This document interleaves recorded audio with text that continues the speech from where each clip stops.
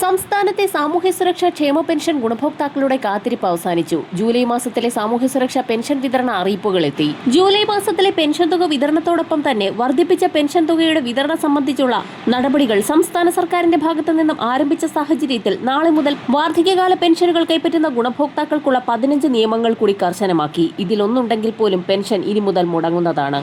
July മാസത്തിലെ സാമൂഹ്യ സുരക്ഷാ പെൻഷനുകൾ, വിവിധ മേഖലകളിലേക്കുള്ള ആനുകൂല്യങ്ങൾ എന്നിവ വിതരണം ചെയ്യുന്നതിലേക്കായി സംസ്ഥാന സർക്കാർ മുംബൈ ഫോർട്ട് ഓഫീസിൽ ഇ-കുബേർ പോർട്ടൽ വഴി ചൊവ്വാഴ്ച കടമെടുപ്പ് ലേലം നടത്തും. തുക വിതരണം ആരംഭിക്കുന്നതിന് മുന്നോടിയായി തന്നെ ഭൗതിക സാഹചര്യ പരിശോധനകൾ കൂടുതൽ കർശനമാക്കുകയും നാളെ മുതൽ ഉദ്യോഗസ്ഥർ വീടുകളിലേക്ക് എത്തുകയും ചെയ്യും. ജൂലൈ, ഓഗസ്റ്റ് മാസങ്ങളിൽ ഗുണഭോക്താക്കൾക്ക് ഇരട്ടി ആനുകൂല്യമാണ് എത്തിച്ചേരാൻ പോകുന്നത്. ജൂലൈ മാസത്തിൽ നിലവിൽ സർക്കാർ 2000 രൂപ വീതമുള്ള വിതരണമാണ് പ്രഖ്യാപിച്ചിട്ടുള്ളത്. ഓഗസ്റ്റ് മാസത്തിൽ ഓണത്തോടനുബന്ധിച്ച് ഗുണഭോക്താക്കൾക്ക് 2 ഗഡു പെൻഷൻ തുക ഒരുമിച്ച് എത്തിച്ചേരുമെന്നുള്ള റിപ്പോർട്ടുകളാണ് ഇപ്പോൾ പുറത്തു വന്നിട്ടുള്ളത്. 2000 രൂപയുടെ വീതം 2 ഗഡുക്കൾ, അതായത് 4000 രൂപ വരെയാണ് ഓരോ ഗുണഭോക്താവിനും എത്തിച്ചേരുക. ഒരു മാസത്തിലെ തുക അഡ്വാൻസായി നൽകുന്നത് ഗുണഭോക്താക്കളെ സംബന്ധിച്ചിടത്തോളം ആശ്വാസകരമായി തീരും. പുതിയതായി ഗുണഭോക്താക്കൾക്ക് അപേക്ഷ വയ്ക്കാവുന്നതാണ്. നാളെ മുതൽ തന്നെ അപേക്ഷകൾ സ്വീകരിച്ചു തുടങ്ങും. എന്നാൽ കേവലം 60 വയസ്സ് തികഞ്ഞു എന്ന് കരുതി പെൻഷൻ ലഭിക്കില്ല എന്നുള്ളതാണ് യാഥാർത്ഥ്യം. ഇതിനായി സർക്കാർ കൃത്യമായ മാനദണ്ഡങ്ങൾ നിശ്ചയിച്ചിട്ടുണ്ട്. ബന്ധപ്പെട്ട തദ്ദേശ സ്വയംഭരണ സ്ഥാപനങ്ങളുടെയും സർക്കാർ ഉദ്യോഗസ്ഥരുടെയും നേരിട്ടുള്ള പരിശോധനകൾക്ക് ശേഷം മാത്രമേ അപേക്ഷകൾ അംഗീകരിക്കുകയോ നിരസിക്കുകയോ ചെയ്യൂ. അതുകൊണ്ട് തന്നെ ഈ പദ്ധതിയുടെ യഥാർത്ഥ നിബന്ധനകൾ എന്തൊക്കെയാണ് ഉള്ളതെന്നും ആർക്കൊക്കെയാണ് ഇതിന് അർഹതയുള്ളതെന്നും എന്തെല്ലാം കാരണങ്ങൾ കൊണ്ടാണ് അപേക്ഷകൾ നിരസിക്കാൻ സാധ്യതയുള്ളതെന്നും കൃത്യമായി മനസ്സിലാക്കാൻ ഈ വീഡിയോ പൂർണ്ണമായും കാണുക. ഈ പെൻഷൻ ലഭിക്കുന്നതിനുള്ള ഏറ്റവും ആദ്യത്തേതും പ്രധാനപ്പെട്ടതുമായ നിബന്ധന അപേക്ഷകന്റെ കുടുംബ വാർഷിക വരുമാനവുമായി ബന്ധപ്പെട്ടുള്ളതാണ്. സർക്കാർ നിശ്ചയിച്ചിട്ടുള്ള പരിധി പ്രകാരം കുടുംബത്തിന്റെ ആകെ വാർഷിക വരുമാനം 1 ലക്ഷം രൂപയിൽ ഒട്ടും കവിയാൻ പാടുള്ളതല്ല. വരുമാന പരിധി 1 ലക്ഷം രൂപയ്ക്ക് മുകളിലായാൽ സാധാരണഗതിയിൽ അർഹത നഷ്ടപ്പെടും. കൂടാതെ ഔദ്യോഗിക രേഖകളിൽ അപേക്ഷകൻ ഒരു അഗതിയായിരിക്കണമെന്നുള്ള കാര്യം പ്രത്യേകം എടുത്തു പറയുന്നുണ്ട്. ഇവിടെ അഗതി എന്നതുകൊണ്ട് അർത്ഥമാക്കുന്നത് സ്വന്തമായി ജീവിക്കാൻ യാതൊരുവിധ സാമ്പത്തിക മാർഗവും ഇല്ലാത്ത, മറ്റുള്ളവരുടെ സഹായത്തെയും സംരക്ഷണത്തെയും പൂർണ്ണമായും ആശ്രയിച്ച് ജീവിക്കുന്ന ആൾ എന്നാണ്. അപേക്ഷകന് പൂർണ്ണമായും സംരക്ഷിക്കാൻ സാമ്പത്തിക ശേഷിയുള്ള മറ്റാരെങ്കിലും നിയമപരമായി ഉത്തരവാദിത്തം ഏറ്റെടുത്തിട്ടുണ്ടെങ്കിൽ അർഹത പരിശോധിക്കുന്ന സമയത്ത് ഉദ്യോഗസ്ഥർ അത് പ്രത്യേകം പരിഗണിക്കുന്നതായിരിക്കും.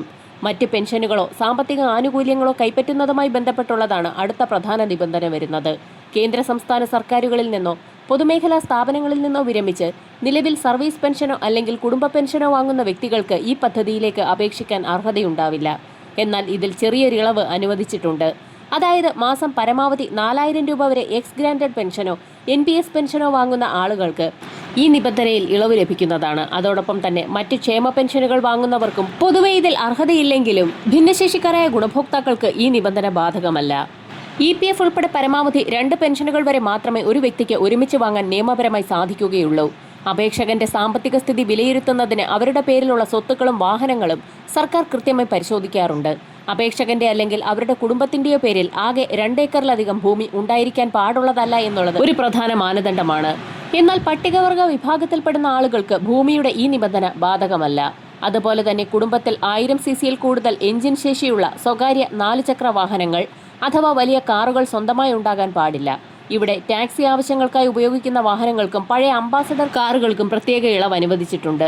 ഇൻകം ടാക്സ് അഥവാ ആദായ നികുതി അടയ്ക്കുന്ന വ്യക്തികൾക്ക് സാമ്പത്തിക ശേഷി ഉണ്ടെന്ന് കണക്കാക്കുന്നതിനാൽ അവർക്കും ഈ പെൻഷന് അർഹതയുണ്ടായിരിക്കുന്നതല്ല.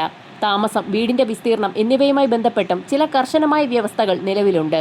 അപേക്ഷകന്റെ കുടുംബത്തിന് 2000 ചതുരശ്ര അടിയിൽ കൂടുതൽ വിസ്തീർണമുള്ള ആധുനിക രീതിയിൽ നിർമ്മിച്ച ടൈലോ മാർബിളോ പാകിയ കോൺക്രീറ്റ് വീടുകൾ ഉണ്ടാകാൻ പാടില്ല. വലിയ വീടുകളുള്ളവരെ സാമ്പത്തിക നിലയുള്ളവരായി പരിഗണിക്കുന്നതിനാലാണിത്. കൂടാതെ അപേക്ഷകൻ സ്ഥിരമായി ഏതെങ്കിലും അഗതി മന്ദിരങ്ങളിലെ അന്തേവാസിയാകരുത്. ഇത്തരം സാഹചര്യങ്ങളിൽ പെൻഷന് അർഹത വ്യത്യസ്തമായ രീതിയിലാണ് സർക്കാർ പരിശോധിക്കുക. ഔദ്യോഗിക നിബന്ധനകൾ പ്രകാരം അപേക്ഷകൻ യാചകനാകരുത് എന്നുള്ള ഒരു വ്യവസ്ഥയുണ്ട്. പ്രായത്തിന്റെ കാര്യത്തിലേക്ക് വരികയാണെങ്കിൽ അപേക്ഷകന് കുറഞ്ഞത് 60 വയസ്സ് പൂർത്തിയായിരിക്കണം. 60 വയസ്സിന് താഴെയുള്ളവർക്ക് പെൻഷൻ ലഭിക്കുന്നതല്ല എന്നുള്ളത് മാത്രമല്ല, പ്രായം തെളിയിക്കുന്ന കൃത്യമായ ഔദ്യോഗിക രേഖകൾ പെൻഷനുള്ള അപേക്ഷയോടൊപ്പം സമർപ്പിക്കേണ്ടതാണ്. താമസ സ്ഥലവും അപേക്ഷ സമർപ്പിക്കേണ്ട രീതിയും നോക്കുകയാണെങ്കിൽ അപേക്ഷകൻ കേരളത്തിൽ സ്ഥിരതാമസമായിട്ട് കുറഞ്ഞത് 3 വർഷമെങ്കിലും പൂർത്തിയായിരിക്കണം. അപേക്ഷകർ നിലവിൽ സ്ഥിരതാമസമാക്കിയിട്ടുള്ള തദ്ദേശ സ്വയംഭരണ സ്ഥാപനത്തിലാണ് അപേക്ഷ വയ്ക്കേണ്ടത്. ഒരു വ്യക്തി ഒരേ സമയം ഒന്നിലധികം തദ്ദേശ സ്വയംഭരണ സ്ഥാപനങ്ങളിൽ നിന്നും സാമൂഹ്യ സുരക്ഷാ പെൻഷനുകൾ വാങ്ങുന്നത് നിയമവിരുദ്ധമാണ്. പലരും കരുതുന്നത് പ്രായം 60 കഴിഞ്ഞാലുടൻ പെൻഷൻ കിട്ടുമെന്നാണ്.